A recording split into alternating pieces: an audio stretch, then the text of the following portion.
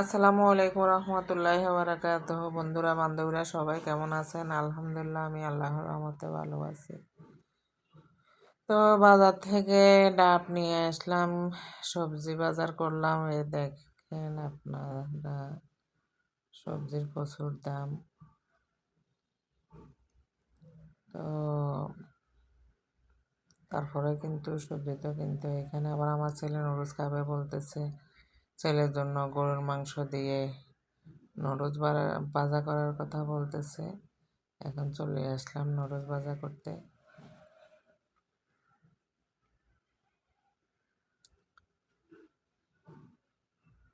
Noodles হালকা সিদ্ধ করে নিলাম। আমার নুডলস ভাজা শুরু করে দিলাম।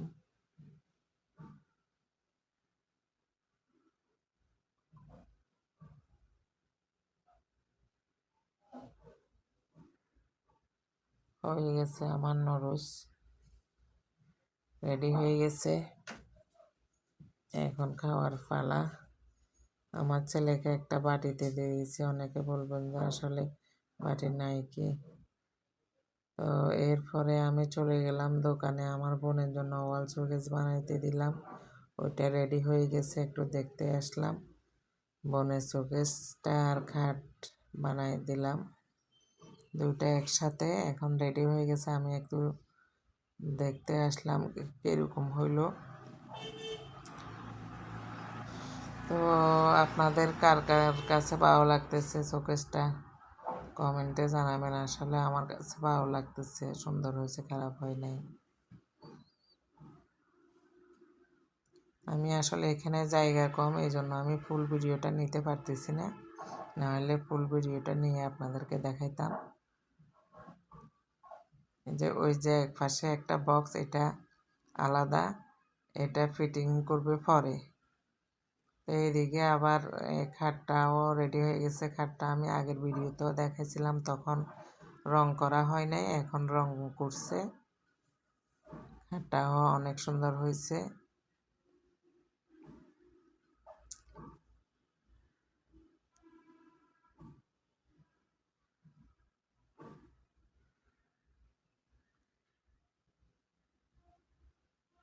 আমি সবগুলা দেখতেছি কিরকম হয়েছে, ডিজাইন টিজাইন সব কিছু পারফেক্ট হয়েছে কিনা। এটা হলো যে আপনার সামনের অংশটা, এতক্ষণ যেটা দেখছি এটা পিছনের অংশ ছিল, এটা সামনের অংশটা, এটা সামনের অংশটা। এটা এখনো ফিটিং করা হয় নাই, ফিটিং করবে, বাসায় নিয়ে যায়। কারণ এখন ফিটিং করলে গাড়িতে তোলা অনেক কষ্ট হয়ে যাবে, তাই এখনো ফিটিং করা হয়নি। আল্লাহ হাফেজ।